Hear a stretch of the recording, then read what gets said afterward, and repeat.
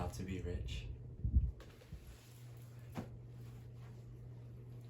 And we're just continuing on from part 4.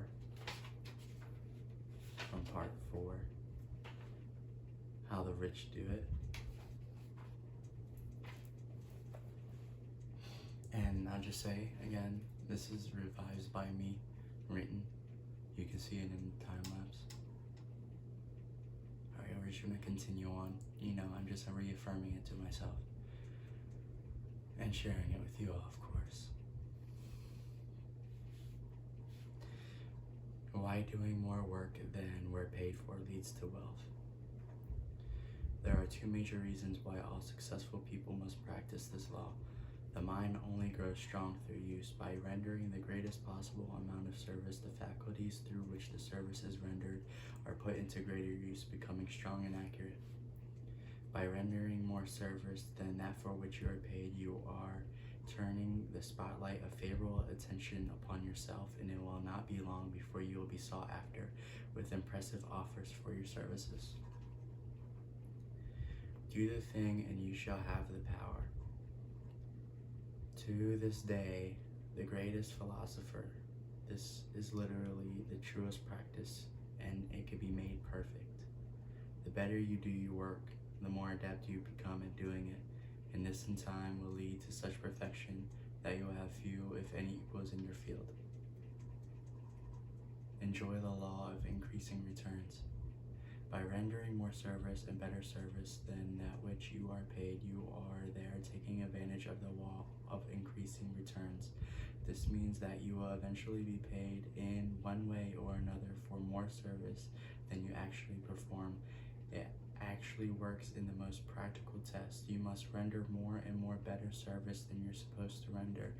Adapt the habit as a part of your life, and it will become known to all to know that you render such a service out of choice and not by accident, but by deliberate intent. Using your keen imagination, you'll observe that it's not easy to find very many people rendering such service, which is all the better for you because you will stand out in bold contrast with practically all others who are engaged in work similar to yours. Contrast is powerful law, and you may use it in this manner for profiting. By contrast, it is only a matter of time until all who render such service will attract the attention of other sources and will gladly reward them.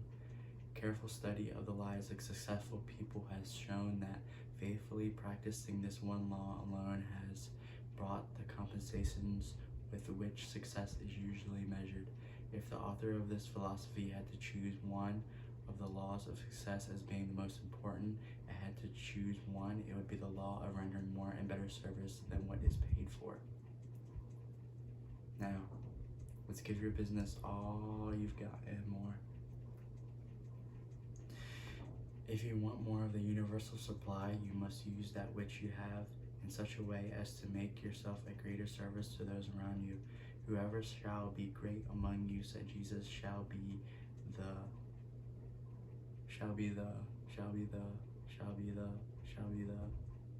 minister of chiefs, shall be the servant of all. To the great we must serve, and who serves most shall be the greatest of all.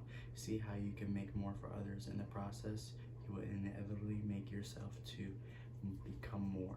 Well, as we continue on here with this reading and this writing, I just want you all to know we're just taking it one day at a time. Anyways, let me continue on.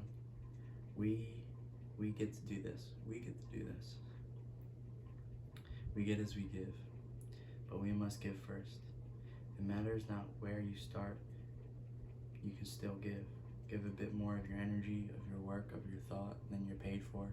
Whoever shall compel thee to go a mile, said Jesus, go with him twain. Try to put a little extra skill into your work. Use your mind to find some better way of doing a task maybe you said before. It won't be long before you're out of the common class, bettered by thought, improved by thought, giving generously of your thought. Think every minute that you are thinking that is your thoughts. Isn't it in some way in which you could be done easier or quicker or better? Look around you now. How could you give a little bit more value than you get? How can you better serve? How can you make more money for others? How can you save money for others? Keep that thought even in the forefront of your mind, and you'll never ever have to worry about making more for yourself. And in order to get, we must give. We may become, through careful analysis, we may become who we are through careful analysis of things or of people that we have read or the people that we have studied. But anyways, I was just off the top here. Let me continue on with what I have written down.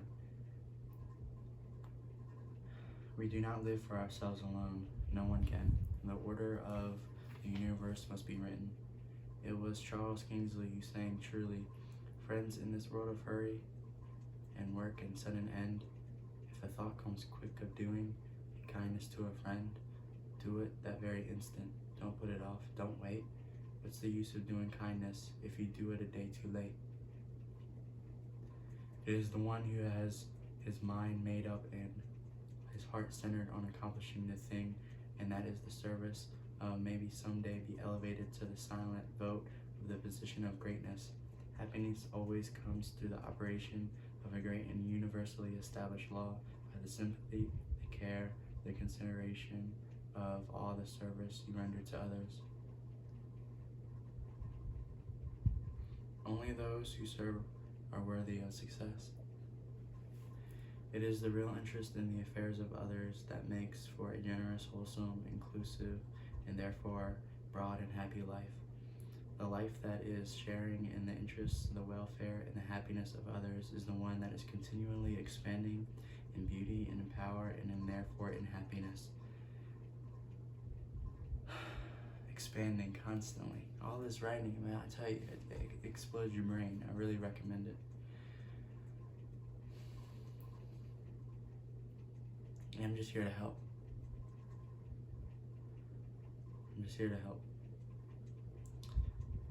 So, it's important to find joy in other successes. And not only indicates those of the big-hearted type, but it indicates that they are, in turn, worthy of success themselves. You can always be success in the greatest of arts, but you can also be a great success in the art of living. There are also success and joy and happiness of others that enter to in becoming a portion of their own lives. As life, we habitually turn to the deep expression of the soul. Here, Emily Dickinson wrote. I'm not sure who Emily Dickinson is, but, we're gonna go with it. They may not mean me, yet they might. I'll let my heart be just in sight. A smile so small as might be precisely the necessity. Just think about it. True wealth is found in service. Greatness comes always through human service. Greatness comes through the heart. It is accorded to those forgetting self and thereby lose their lives in human service. To prosper, let no one control you.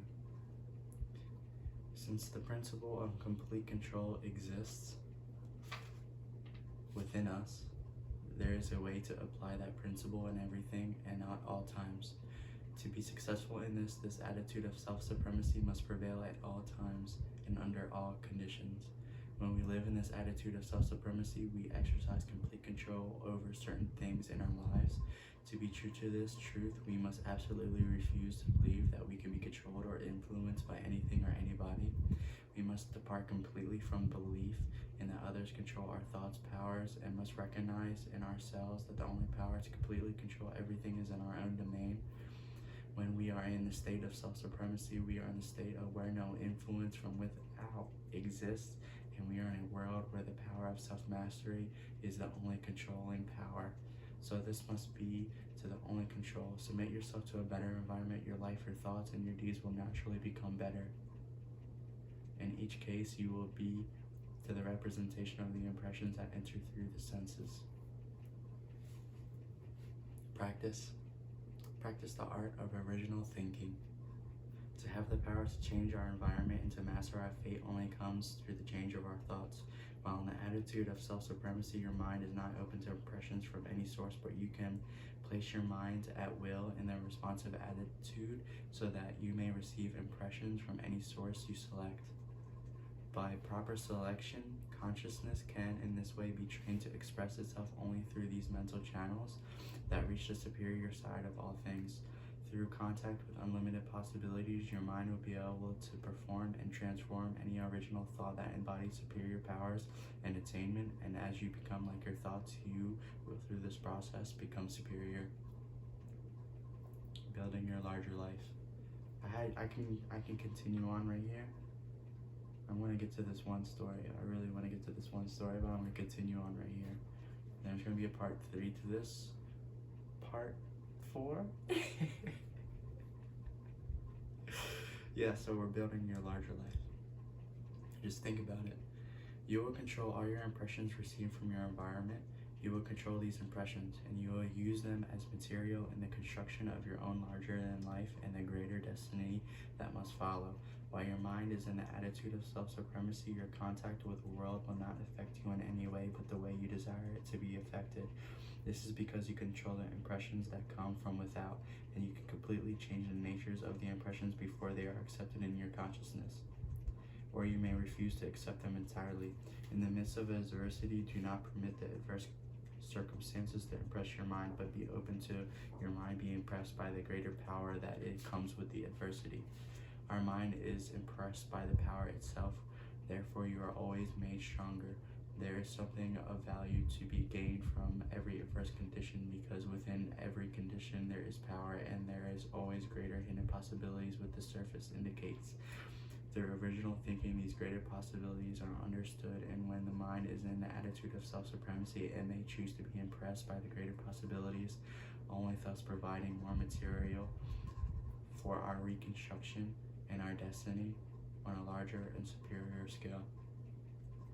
It is therefore evident that our self-supremacy is indispensable, and it is attuned by our basis of all life and all thought and all action upon the principles in which we are mastering ourselves over everything in our lives, and by refusing absolutely to believe that we can be controlled by our environment under any condition whatsoever. Here's a story. I'm sure you guys heard it from Think and Go Rich. It's in this book, How to Be Rich, but it's a story pulled from that book by Napoleon Hill. And just burn your bridges in the heat. Burn your bridges in the heat of your desires. Everything is an appearance, and your thoughts is really resemble who you are. So see here, we have Edwin C. Barnes, who climbed down from a freight train in Orange, New Jersey. He may have resembled a tramp, but his thoughts were those of a king. As he made his way from the railway line to Thomas A. Edison's office, his mind was at work. He saw himself standing in Edison's presence. He heard himself asking Mr. Edison for an opportunity to carry out the consuming incession of his life, a burning desire to become a business associate of the great inventor. Barnes' desire was not a hope, it was not a wish, it was a keen, pulsating desire, which transcended everything else. It was a definite desire, and it was not one that when he approached Edison, it was when Barnes' dominating desire for a long time. In the beginning, the desire first appeared in his mind. It may have been probably only a wish, but it was more than just a wish that when he appeared in front of Edison with it. A few years later, Barnes again stood before Edison in the same office where he first met the inventor. This time, with his burning desire had been translated into reality. He was in business with Edison. The dominating dream of his life had become a reality. Today, people who know Barnes envy him because of his break life yielded him, yet they don't see the days of his trouble and his triumph and his mistakes and things that in which he had to learn from. Because he chose a definite goal and placed all his energy and his willpower and his effort and everything that he had ever thought about behind that goal. He did not become the partner the day he arrived at Edison's. He was content to start with the most menial work, as it provided an opportunity to even step one one more closer step towards his cherished goal. 5 years passed before the chance he had been seeking made its appearance. During all that time, he was not one promise of attainment of his it was not one promise of attainment of his desire. It's almost like a tongue twister, huh? But only in his own mind. He was the partner of Edison every minute of the time. From the very day that he first met and went to work there, it was a remarkable illustration of the power of desire and a definite purpose. Barnes won his goal because he wanted to be a business associate of Mr. Edison more than he wanted anything else. We created a plan by which to attain that purpose, but he believed and he understood that he must burn all bridges behind him. He stood by his desire until it became the dominating obsession of his life, and it finally a fact. When he went to Orange, he said to himself, I will see Edison, and I will put him on, and I will put him on the notice that I have come into business with him. He said I will start anywhere. I will do anything Edison tells him to do, but before I am through, before I am through, I will be his associate. He said there is all but one thing in this world that I am determined to have, and that is to be in business with Thomas A. Edison. I will burn all bridges behind me, and I will stake my entire future on my ability to get what I want. He left himself no possible way of retreat. He had to win or perish. And that is all. And that is all there is to the Barnes story of success.